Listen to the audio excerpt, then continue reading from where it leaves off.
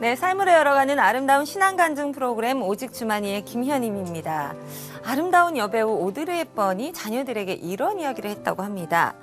네가 아름다운 입술을 갖고 싶으면 친절한 말을 하고 또 사랑스러운 눈을 갖고 싶다면 사람들에게서 좋은 점만을 보고 또 날씬해지고 싶다면 배고픈 사람들과 음식을 나눠라.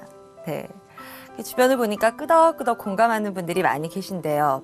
더불어 함께 살아가는 삶이 삶을 더욱더 풍요롭고 우리를 행복하게 만든다는 의미가 아닐까 싶습니다.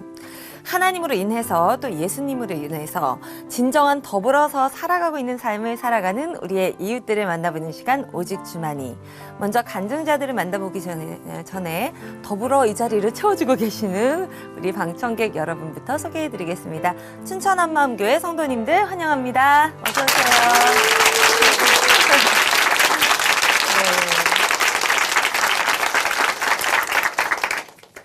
네, 오늘의 첫 번째 출연자입니다. 빨간 마우라, 빨간색 하면 떠오르는 그런 상징적인 직업군이 있죠. 바로 하늘을 멋지게 날아다니는 파일럿이 아닐까 싶은데요.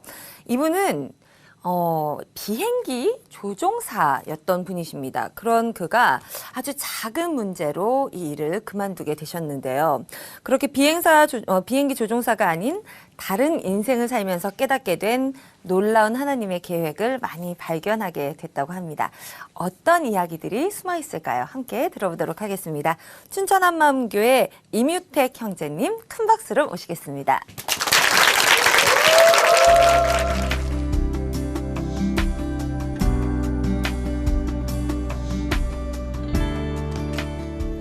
안녕하세요. 춘천 한마음교회 임유택입니다.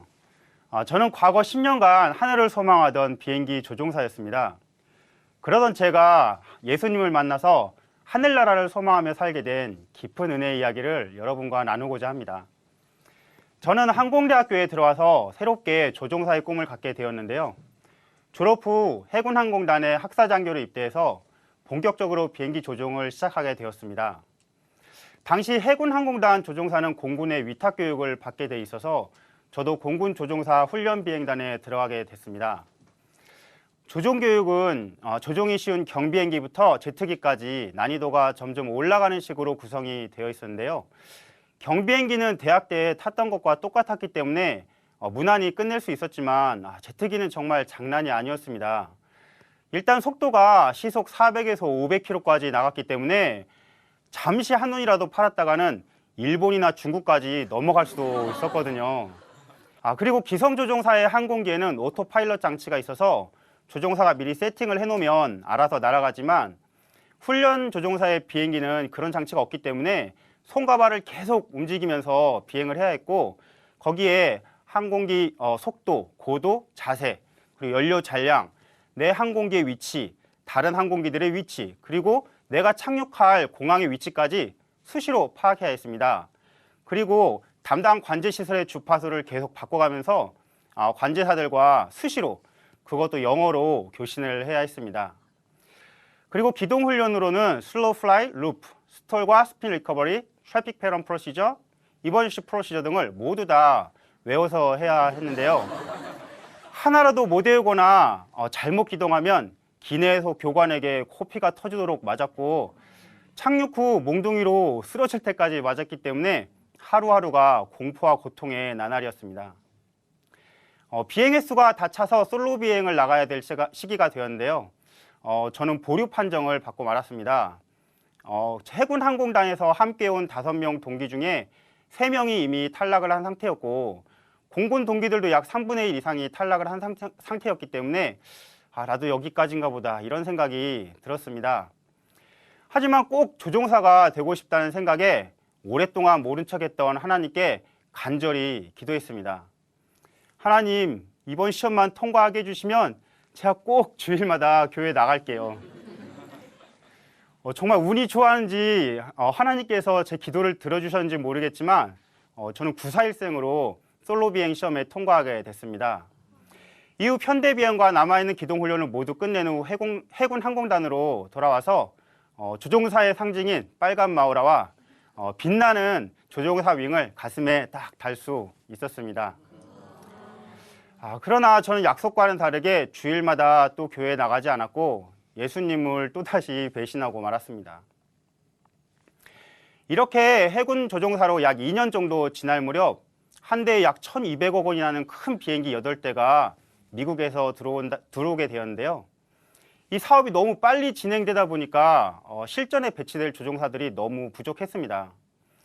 그래서 저는 일주일에 약 3번 이상씩 비행을 해야 했고 한 번 뜨면 임무 특성상 6시간 이상 비행을 해야 했기 때문에 육체적으로 많이 힘들었습니다. 하지만 조종사들만이 볼 수 있는 하나님의 명작들을 감상할 때면 이 일을 하길 참 잘했다 이런 생각이 들었습니다. 새벽에 남해안을 비행할 때면 짙은 해무가 바다 표면에 깔려서 마치 수많은 섬들이 구름 위에 떠 있는 듯한 장관이 펼쳐지고요. 그리고 야간 비행 때 3만 피트 상공에 올라가서 한반도 불빛을 보면은 이게 한반도 불빛과 그 다음에 별빛 총총한 밤하늘이 어디가 땅이고 어디가 하늘인지 모를 정도로 정말 아름답습니다. 그러나 그렇기 때문에 조종사들이 꼭 조심해야 할 것이 있었는데요. 한번 땅과 하늘이 헷갈리면 비행기가 이렇게 뒤집어져도 모르고 비행기를 상승시키기 위해서 조종관을 뒤로 당기면 반대로 이렇게 땅으로 다이빙하는 일명 버티고 현상에 빠져서 순직하는 조종사들도 많이 있었습니다. 실제로 함께 근무했던 선후배 조종사들이 순직하는 것을 지켜보면서 죽음에 대해 진지한 고민을 하기도 했습니다. 저는 8년간의 군 생활을 뒤로하고 2002년 6월에 전역을 하게 됐습니다. 한 항공사에 취직하기 위해서 각종 자격증 시험과 영어 시험을 치르면서 하나하나 준비해 나가고 있었습니다. 모든 시험에 다 통과를 하고 마지막 입사 시험 단계인 신체 검사를 받게 되었는데요. 여러분들이 보시다시피 완벽한 신체 조건으로 매년 우수한 성적을 이렇게 신검에 통과했기 때문에 이것도 하나의 통과 의례다 이렇게 생각을 하고 있었습니다. 그런데 신검 마지막 단계인 안과 정밀 검사에서 청천벽력 같은 소식을 듣게 되었습니다. 담당 의사는 외사위 증상이 있는데요. 사시가 이렇게 눈동자가 안으로 몰리는 거라면 외사위는 그와 반대되는 개념인데 기성 조종사 같으면 통과를 시켜주겠는데 신입 조종사라 애매합니다. 그래서 이거 졸으면 합격을 시켜주겠다는 건지 아니면 안 된다는 건지 좀 헷갈렸습니다. 집으로 돌아와서 아버지께 말씀을 드렸더니 이렇게 돈을 좀 싸가지고 가서 부탁을 해봐 라고 하시면서 당장이라도 이렇게 돈 뭉치 하나를 꺼내줄 듯 하셨지만 저는 왠지 그 자존심이 상하고 해서 그렇게 하지 않고 그냥 그 다음날 가서 재검사를 받고 그대로 최종 불합격 통지를 받게 되었습니다. 그렇게 되고 보니 먹고는 살아야 하니까 아내는 학습지 선생님을 하고 저는 2아이를 돌보는 가정주부가 됐습니다. 고소득은 물론이고 전 세계를 누비는 국제선 조종사로서의 꿈이 연기처럼 사라져버리니까 스트레스가 너무 컸고 그래서 아이들이 조금이라도 말을 듣지 않으면 폭력을 쓰게 되고 또 컴퓨터가 있는 방 안에 쪼그리고 앉아서 고수도 게임에 빠져서 헛되이 시간을 낭비하고 있었습니다. 몇 달 후에 아내의 친구 이제 춘천에서 살고 있었는데요. 춘천에 사는 아내의 친구로부터 학원을 함께 해보자는 동업 제안을 받게 됐습니다. 그래서 며칠 고민도 안 하고 바로 오케이 하고 서울에 있는 집을 팔고 춘천으로 이사를 가게 됐습니다. 그런데 동업 준비를 하는 과정에서 이런저런 문제로 또 동업이 깨지고 이번에는 춘천에서 또다시 백수가 되고 말았습니다. 아내는 한 1년 정도 준비 기간을 가지고 우리끼리 학원을 해보자고 얘기를 했습니다. 당시에 정말 학원에 대해서는 아무것도 몰랐던 저희 부부는 5살과 4살 된 2아이를 학원에서 재우면서 밤새워 일하고 울기도 참 많이 울었습니다. 주일마다 교회에 나가서 하나님도 열심히 섬기고 기도도 열심히 하면서 사업은 번창했고 금세 넓은 집으로 이사도 할 수 있게 됐습니다. 이렇게 다시금 삶이 편해지다 보니까 하나님을 멀리하게 되고 내가 주인된 삶을 살게 되었습니다. 하나님께서는 이런 제 모습을 보시고 또다시 고난을 통해 당신을 찾게 하셨습니다. 저희 아버지께서는 당뇨가 있으셨는데요. 종종 인사불성이 되도록 술을 너무 많이 드셔서 결국 췌장암 판정을 받고 말았습니다. 의사는 이미 말기암이고 고통이 심할 테니 마음의 준비를 하라고 얘기를 해주었습니다. 언제나 함께 계실 것만 같았던 아버지와의 이별이 정말 믿어지지가 않았습니다. 저는 아버지께서 돌아가시기 직전까지 제발 고통만 없이 데려가 달라고 하나님께 간절히 기도했습니다. 아버지께서는 생전에 조종사가 된 아들의 모습을 꼭 보고 싶어 하셨는데요. 제가 하루는 꿈을 꾸는데 조종사가 돼서 비행을 하고 있었는데 제 뒤에 아버지께서 앉아 계시는 거예요. 그래서 제가 뒤를 돌아보면서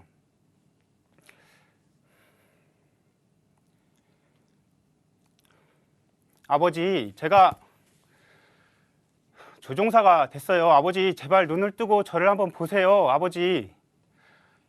이렇게 소리를 쳤지만 아버지께서는 끝내 눈은 뜨지 않으시고 평온한 미소만 보내고 계셨습니다.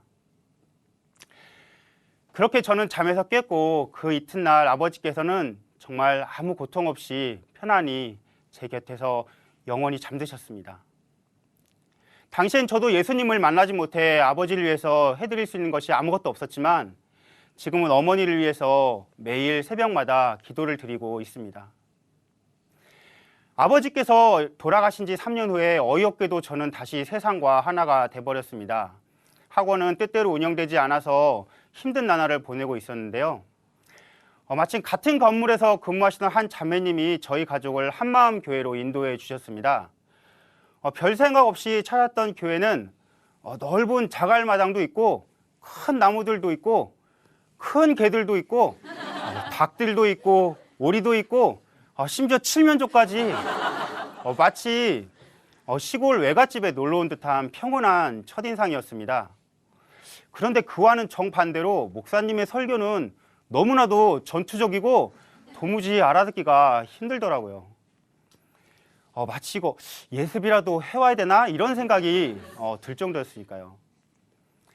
믿음은 들음에서 난다는 말씀처럼 약 1년 정도 지나니까 목사님의 말씀과 성경 말씀이 조금씩 이해되기 시작했습니다. 저희 한마음교회에서는 성도분들의 간증을 참 많이 들을 수 있었는데요. 그분들의 진솔한 간증을 들을 때마다 예수님께서는 제 마음의 문을 두드리셨습니다. 아들아, 이제 내가 들어가도 되겠니? 여전히 내가 주인이었던 저는 예수님께 필요한 것만 얻어내고 예수님을 문 밖에서 내쫓고 또 필요한 것이 생기면 그것만 얻어내고는 예수님을 문 밖에서 내쫓기를 수백 번 반복했습니다. 그렇지만 예수님께서는 계속해서 제 마음의 문을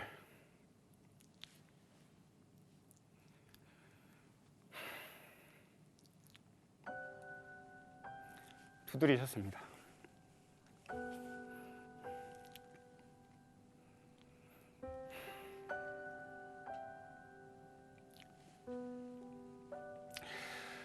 목사님의 열정적이고 한결같은 말씀과 공동체 지체분들의 뜨거운 회개와 믿음의 간증이 거듭되면서 주님의 사랑은 날로 커져갔고 결국 3년 동안 반복된 부활의 복음으로 제 마음의 문은 활짝 열리게 됐습니다.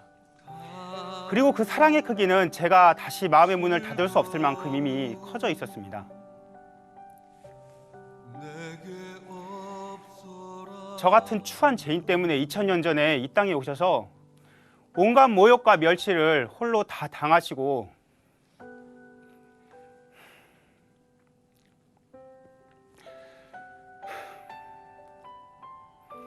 머리에 가심 연루관을 쓰시고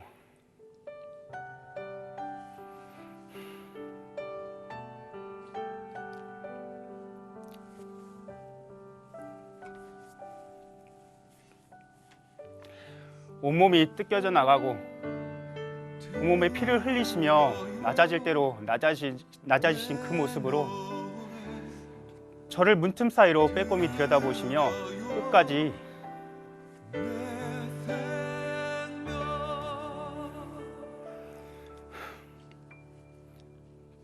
저를 놓지 않고 찾으셨습니다.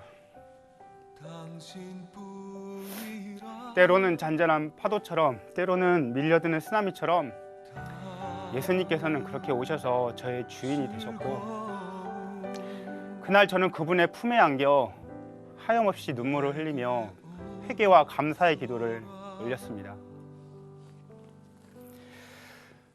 예수님께서는 이 땅을 살아가는 데서 또 큰 지혜의 말씀도 주셨는데요. 빌립보서 4장 6절에 아무것도 염려하지 말라는 말씀을 붙들면서 학원 운영이 조금이라도 어려워질 때면 찾아왔던 온갖 염려와 걱정이 떠나가고 마음속에 평강이 임하기 시작했습니다. 이 땅에서도 하늘의 삶을 살 수 있다는 말씀 역시 사실이었습니다. 예수님께서 제 마음의 주인이 되신 이후에도 사실 한 가지 내려놓지 못한 것이 있었는데요. 그것은 바로 비행에 대한 미련이었습니다. 최근 동기들로부터 저가항공사가 많이 생겨서 조종사 수요가 늘었다는 얘기도 들었거든요. 아내는 학원은 어쩔 거냐며 만류했지만 저는 한 대학병원을 찾아서 눈 검사를 다시 받아보았습니다.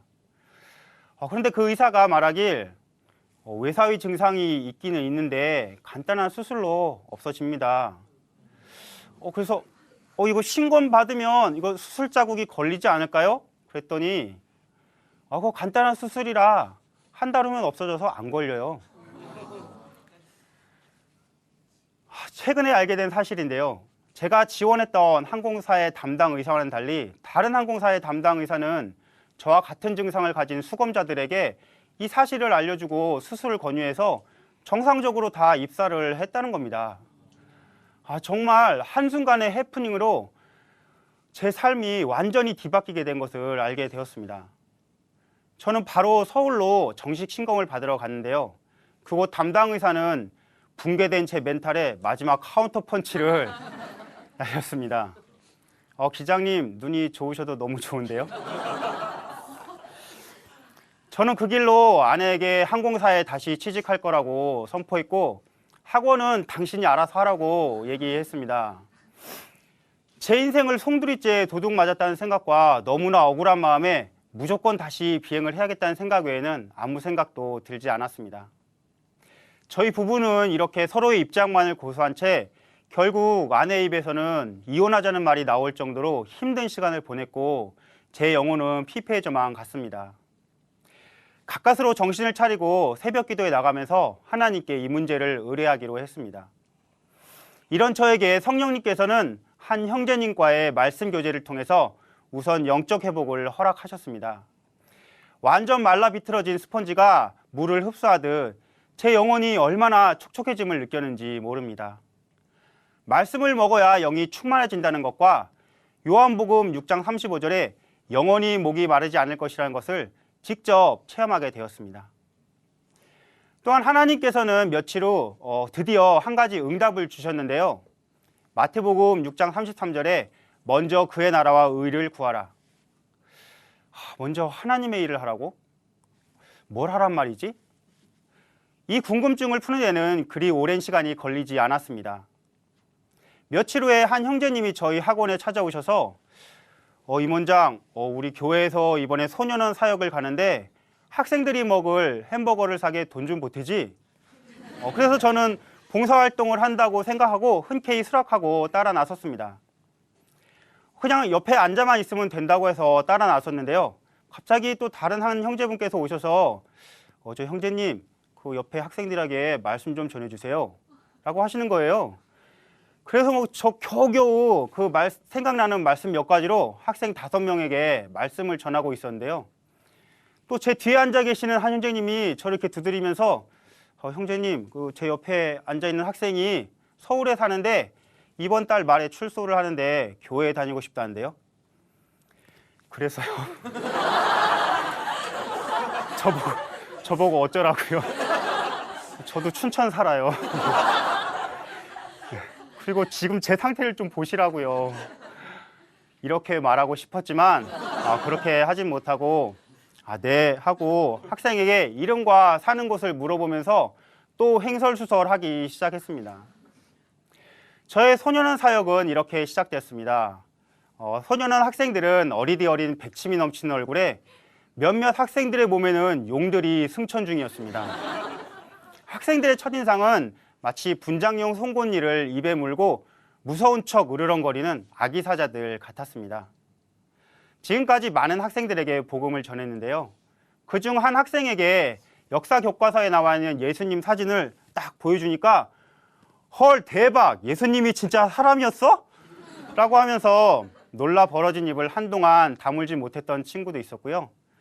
또 조폭처럼 생겨가지고 저를 위협적으로 쳐다보면서 제가 마음에 안 든다던 친구가 있었는데 그 친구에게 진짜 용기를 내서 한 달 만에 찾아가서 면회를 신청해서 만났더니 정말 외모와는 매치가 안 되는 천사 같은 모습으로 환하게 웃으면서 저를 만나고 싶었다고 예수님을 꼭 믿고 싶었다고 하면서 제가 싸갔던 맛있는 음식도 하나도 먹지 않고 복음에 집중한 친구도 있었습니다.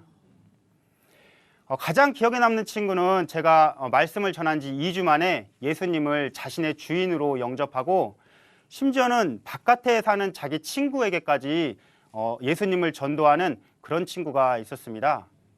그 바깥에 사는 친구는 소년원 친구에게 이런 글을 남기고 저에게 안부를 전해줄 것을 부탁했습니다. 친구야, 나도 반성 많이 하고 있으니 너도 반성 많이 해. 우리 매일 PC방만 놀러 갔지만 앞으로는 바다도 많이 놀러 가자. 내가 너를 위해서 일요일마다 교회 나가서 기도하고 있으니 잘 지내. 요즘 저는 내가 만일 네 입으로 예수를 주로 시인하며 하나님께서 또 그를 죽은 자 가운데서 살리신 것을 내 마음에 믿으면 구원을 얻는다는 말씀과 악에게 지지 말고 선으로 악을 이기라는 이 두 가지 말씀을 중심으로 학원의 문제 학생들과 소년원 학생들에게 복음을 전하고 있습니다. 저는 제가 항공사 취직시험 당시 왜 그렇게 어이가 없는 일이 벌어졌는지, 그리고 하나님께서 저와는 아무런 상관없는 청소년 대상 학원을 하게 하셨는지 그제서야 알게 되었습니다. 하나님께서는 이 11년간의 장기적이고 치밀하신 계획을 제가 새벽 기도 중 한 장의 그림으로 보여주셨습니다. 저는 이제 세상의 하늘보다 하나님의 하늘나라를 소망합니다. 하나님께서 쓰시기에 합당한 그릇이 되어 많은 영혼을 천국으로 이끄는 하늘나라의 조종사가 되기를 간절히 소망합니다. 감사합니다.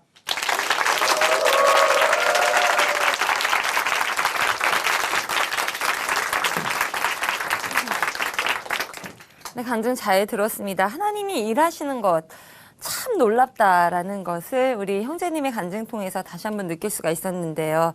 형제님이 겪은 일처럼 사람의 눈으로 봤을 때는 아니 나에게 왜 이런 일이 정말 어이없다, 억울하다 이렇게 느낄 수 있는 부분이 우리 하나님의 눈으로 본다면 인도하심이었고 계획하심이었구나라고 고백할 수 있다는 것.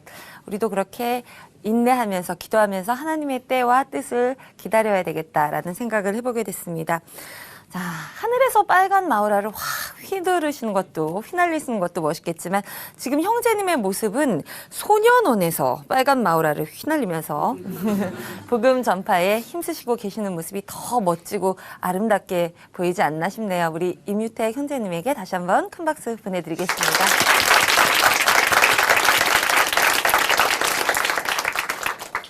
네, 오늘도 아름다운 믿음의 고백을 통해서 하나님의 은혜를 함께 나누고 있습니다. 삶으로 열어가는 아름다운 신앙간증 프로젝트 프로그램 오직 주만이 오늘 두 번째 간증자를 여러분께 소개해드리겠습니다. 이분을 소개해드리기 전에는 좀 몸가짐을 제대로 해야 될 것 같은데요. 네, 이분은 무려 14년 동안 육군 장교로 군에서 근무하신 분입니다. 치밀한 자기관리, 또한 철저한 체력관리, 그리고 인간관리를 통해서 엘리트 장교로 인정을 받으신 분이라고 하는데요. 그러다가 어떤 사고에 휘말리면서 전역을 하게 되셨다고 합니다. 절망 앞에 찾아온 우리 하나님을 만난 이 형제님의 모습, 어떻게 변화됐을까요? 지금 함께 만나보도록 하겠습니다. 최경훈 형제님, 군대 박수로 모셔보겠습니다.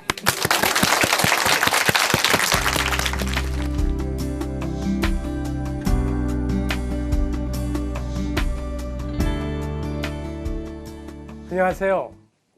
춘천 한마음교회 최경훈입니다. 대한민국 육군 장교에서 영광스러운 하나님의 군사, 부활의 증인으로 거듭난 은혜를 나누고자 합니다. 뭐 아니면 도, 이거다 싶으면 그대로 밀고 나가는 불도저, 이게 바로 접니다. 저는 하면 된다는 강한 의지로 자신의 신념을 믿고 오로지 가정과 진급만을 위해 살던 군인이었습니다.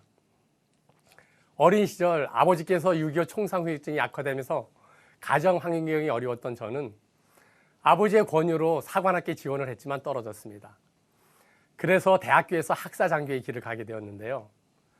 그때 집안 사정이 가장 어려운 때라서 돈을 벌며 공부를 해야만 했어요. 당시 고등학생이던 막내 동생까지 데리고 함께 자취를 하면서 새벽엔 우유 배달, 학기 중엔 은행 야간 경비, 방학 중엔 아파트 공사장에서 잡부로 일했습니다. 그러면서도 대학 4년 내내 장학금을 한 번도 놓치지 않은 저를 과 친구들은 냉혈동물이라고 불렀어요. 대학 졸업과 동시에 군 생활이 직장이 되었기에 세상의 꿈을 쫓아 군 생활을 정말 열심히 했습니다. 군대 생활은 제 성격과 체질에 아주 딱 맞았거든요. 일부러 줄을 선 건 아니었지만 군 생활 동안 저를 잘 인정해주는 사람들과 상하로 인간관계를 맺으며 군 생활을 했던 것 같아요. 그래서인지 저의 군 생활은 탄탄대로였습니다. 참 잘 나갔어요. 오로지 진급이 삶의 목적이었던 저는 진급을 위한 것이라면 무엇이든지 했는데요. 자력평정, 표창, 대학원, 체력관리 등 치밀한 자기관리를 했어요. 특히 군대에서는 체력관리가 아주 중요합니다. 그래서 거의 매일 10km 이상을 구보로 자전거로 출퇴근을 하면서 완전히 운동에 빠져 살았습니다. 또 윗몸이 일으킨 저의 특기였는데요. 보통 때는 한 번에 333개. 좀 더 하고 싶으면 444개. 어떤 때 내기를 할 땐 555개를 한 적도 있습니다. 그때 아내는 이렇게 운동에 빠져 사는 저를 보고는 철인이라고 불렀어요. 이런 의지력 덕분인지 다른 동기들보다 빠르게 소령으로 진급을 할 수 있었는데요. 이런 제 인생에 큰 위기가 왔습니다. 내가 주인되어 열심히 지키려 했던 내 삶은 내 맘대로 되는 것이 아니더라고요. 교만함으로 인해 부대에 사고가 터졌고 당시 지휘관이던 저는 지휘 책임을 지고 전역을 해야만 했습니다. 그때 사고 조사를 받으며 육군본부 유치장에서 한 달을 지냈는데 그 좋았던 몸이 다 망가지는 거예요. 철인 같던 몸이 망가지는 데는 불과 일주일이 채 걸리지 않았어요. 너무도 허망했습니다. 모든 게 다 부질없다는 생각이 들더라고요. 몸도 몸이었지만 인간관계에서 오는 배신감은 정말이지 감당하기가 힘들었어요. 그때 아내는 남편이 잘 나가던 군 생활에서 갑자기 전역을 하게 되니까 처음에는 정신이 하나도 없었다고 하더라고요.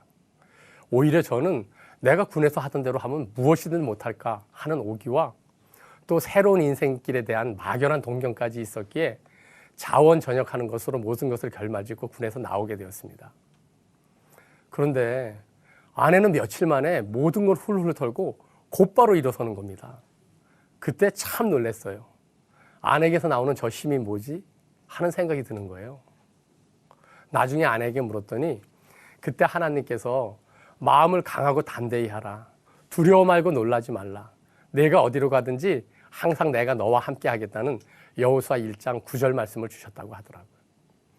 당시 아내는 한마음교회에 출석하고 있었는데 늘 기쁨과 감사가 넘치는 거예요.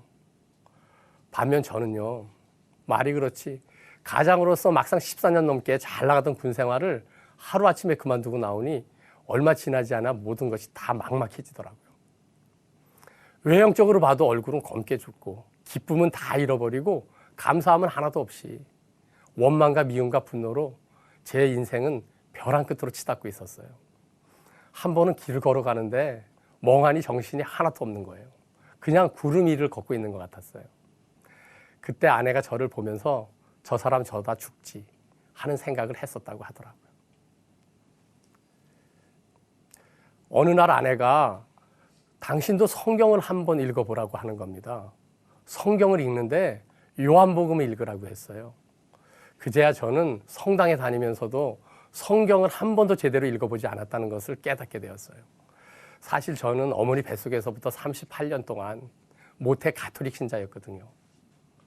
그런데 갑작스런 실직 앞에서 제 신앙의 현주소는 절망 그 자체였습니다. 저녁 후 시간이 갈수록 영혼은 피폐될 대로 피폐되고 도끼는 가득한데 뭐 집에서 딱히 할 일도 없으니 어느 날 요한복음을 펴서 읽었어요. 읽다가 요한복음 20장 예수님이 부활하셨다는 이야기가 나오는 대목에서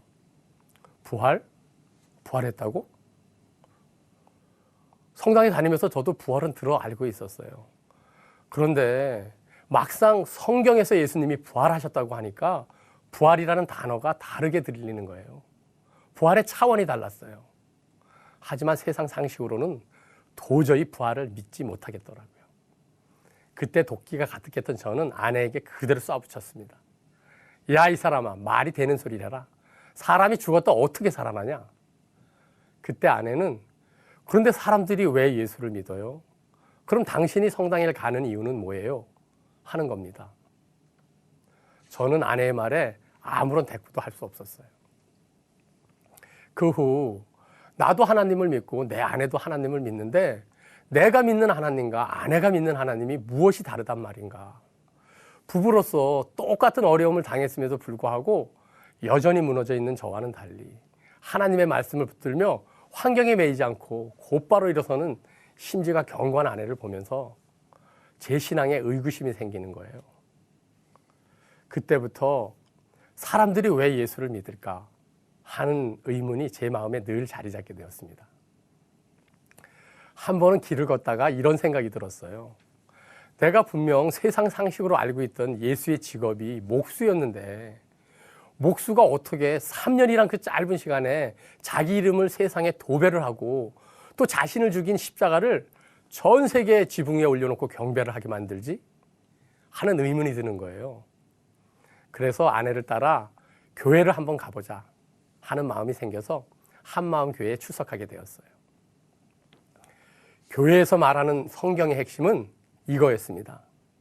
예수는 자기가 창조주 하나님이라고 자신이 구약 성경에 예언된 메시아 그리스도라고 해서 신성모독대로 십자가형을 받았다는 거예요. 그는 자신이 하나님이란 증거로 죽은 자 가운데서 3일 만에 부활하겠다.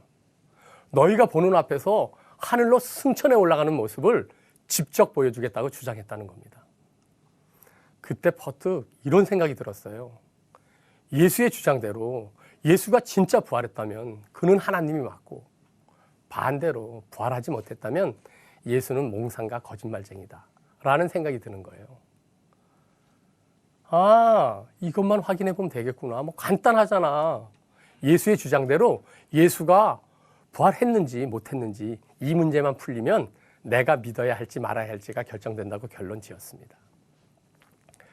하루는 교회 카페에서 한 형제가 말씀으로 교제를 하다가 나와 동일하게 예수님의 부활을 믿지 않았던 제자들의 입장에서 부활을 한번 생각해 보게 되었어요. 십자가 앞에서 죽음이 두려워 예수님을 배신하고 다 도망갔던 그 제자들. 과연 내가 제자라면 예수가 부활하지도 않았는데 부활을 눈으로 직접 보지도 않고서 예수가 부활했다고 예수가 하나님이라고 주장하며 내 생명을 걸 수 있을까? 이렇게 자문하는 순간 아, 봤구나. 제자들이 예수님의 부활을 봤구나. 성경대로 예수님이 부활하셨구나. 제자들이 부활하신 예수님을 직접 만났기 때문에 정말 믿을 수밖에 없었던 거구나. 그래서 생명을 걸 수밖에 없었구나. 그래, 맞아. 예수님이 부활하셨으면 예수님은 하나님이야. 저는 그때 도마와 같이 부활하신 예수님 앞에 그대로 굴복하고 말았습니다. 그제야 아내가 꼭 읽어보라고 했던 요한복음이 무엇을 말하고 있는지, 2000년 전 십자가에서 죽은 예수가 누구인지, 나와 무슨 상관이 있는지 그냥 알겠더라고요. 성경의 모든 말씀을 단번에 아무런 의심도 없이 그대로 믿게 되는 성령의 역사가 저에게도 일어났습니다. 카타콤의 순교자 마세라스의 고백처럼 이것으로 충분했어요. 예수님의 부활이면 충분했습니다. 그 후 제 삶은 급격히 변하기 시작했는데요. 부활을 본 많은 사람들이 더 이상 세상에 미련을 두지 않고 영원한 나라를 보고 달려갔던 것처럼 저 또한 그런 사람이 되었습니다. 즉시로 부활의 증인이 된 거예요. 예수님께서 십자가에서 죽고 부활하심으로 나의 주원 같은 모든 죄를 다 사하셨을 뿐만 아니라 부활로 다 이루셨음을 알게 되니까 그냥 바로 인생 계산이 끝나더라고요. 더 이상 세상에 매여 어리석게 살고 싶지 않았어요. 갈 곳을 위해 준비해야겠다는 마음이 들었습니다. 제 시선이 자연스레 하늘로 향했어요. 하늘나라 천국이 보였습니다. 그때 죽음의 절망 가운데서 저를 구해주신 주님께 정말 정말이지 죽도록 충성하고 싶더라고요. 마음이 불같아지는 거예요. 누가 뭐라 하지 않아도 예수님을 전하는 사람, 부활의 증인이 되더라고요. 예수님 믿고 처음 들어간 직장에서 저는 서비스 교육과 인원 관리를 담당했습니다. 정말이지 물 만난 고기처럼 틈날 때마다 복음을 전했어요. 그땐 믿은 지 얼마 되지 않아 아는 게 없어서 주일 예배를 드리고 그 주에 들은 것을 전했어요. 무조건 예수님이 부활하셨다. 그래서 예수님이 하나님이다라고만 전했습니다. 사장님께도 전하고 사업장에 가서도 전하고 회식에 가서도 전하고 워크숍에서도 전했어요. 나중에 회사에서 저의 별명이 떠돌고 있는 거예요. 그때 저의 별명은 환자였습니다. 미쳐도 보통 미친 게 아니라면서 사장님이 저를 환자라고 하셨어요. 그래도 그 사장님이 저를 가장 많이 신임해 주셨고 가끔 사장실에 불러 복음을 듣곤 하셨습니다. 또 그 회사 경비 아저씨께도 복음을 전했는데요. 얼마 후에 경비 아저씨는 저를 집으로 초대를 하셨어요. 질병과 의료사고로 휠체어 생활을 하는 장애자 아들을 만나달라고 했습니다.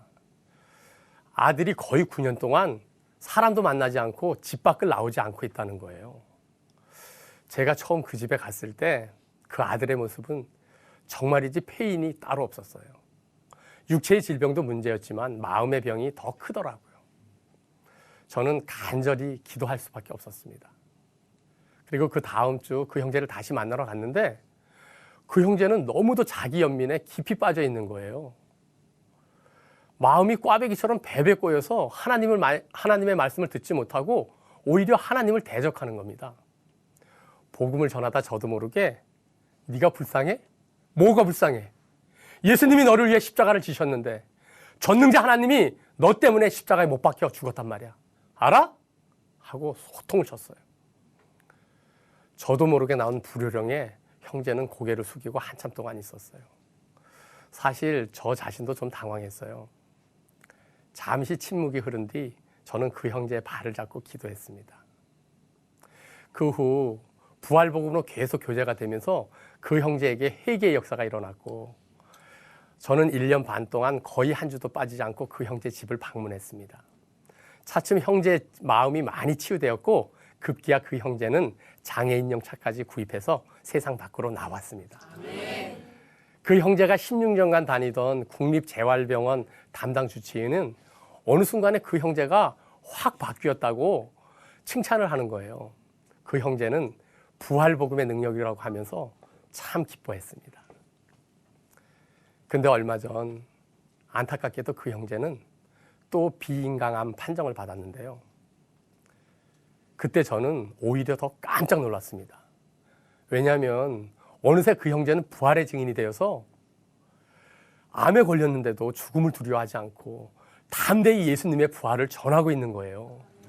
같은 병실에 있던 별세계 군단장 출신도 영접을 하셨고 대장암으로 투병 중이던 환자분에게도 부활을 전해서 죽음의 공포가 다 떠나갔다고 기뻐하는 겁니다. 복음의 능력은 정말 대단했어요.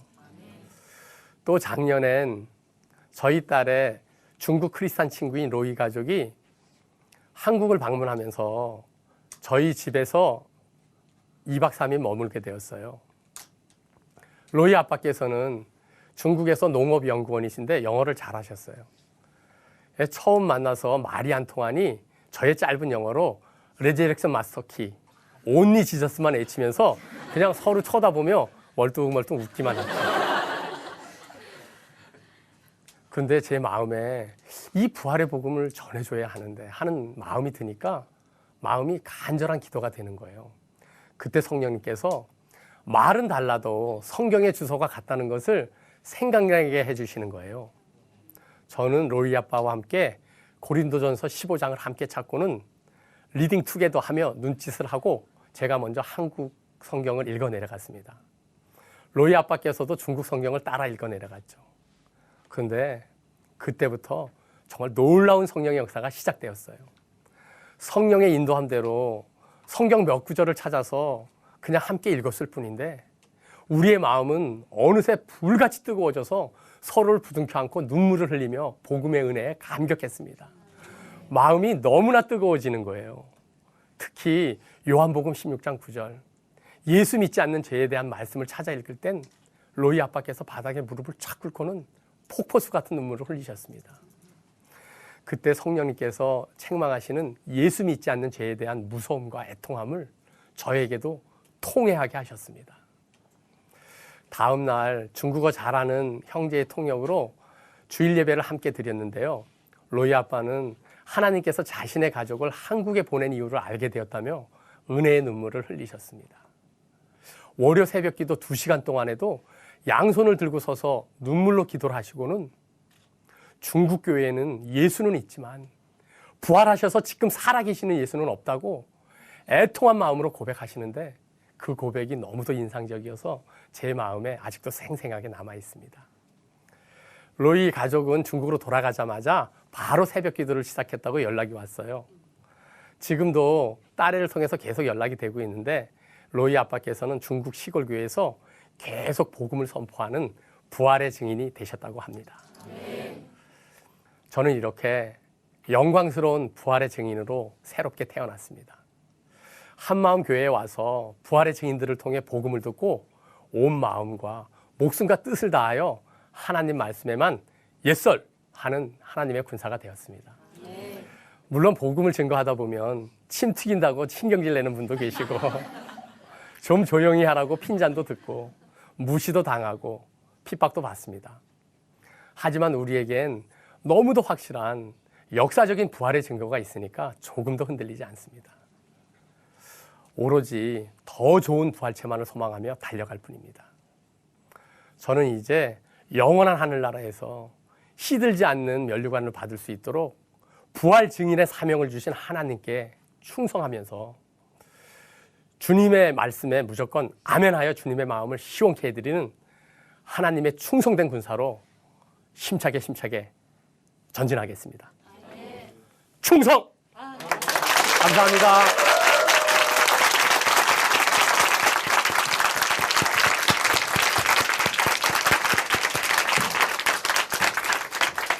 가슴이 벅차오르지 않습니까, 여러분? 네. 냉혈 인간, 철인으로 불렀던 이 형제님께서 이젠 중국에까지 복음을 전하는 그야말로 복음의 한류 스타가 되지 않았나 싶습니다. 다시 한번 박수 보내드리겠습니다.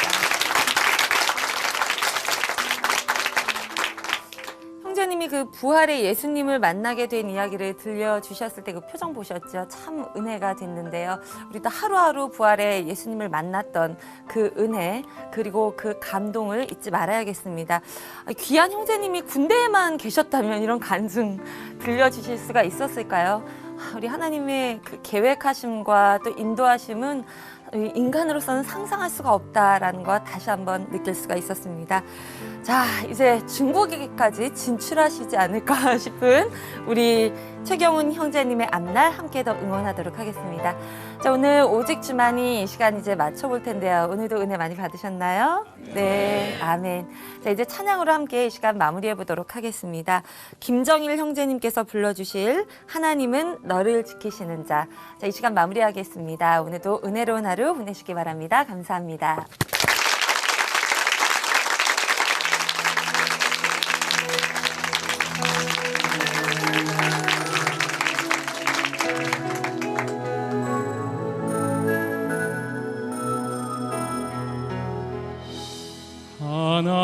하나님은 너를 지키시는 자 너의 우편에 그늘 되시니 낮의 해와 밤의 달도 너를 해치 못하리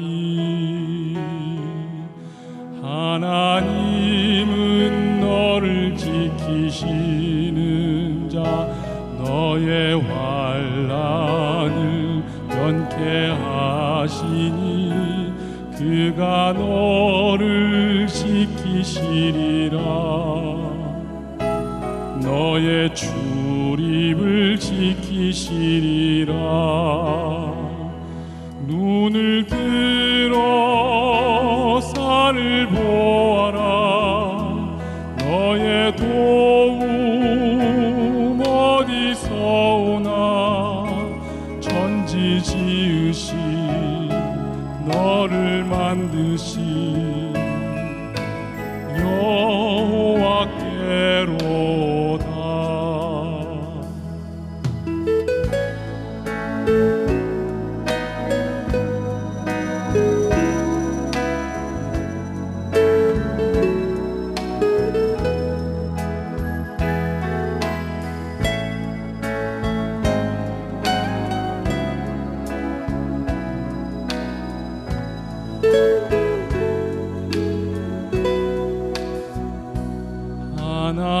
하나님은 너를 지키시는 자 너의 우편에 그늘 되시니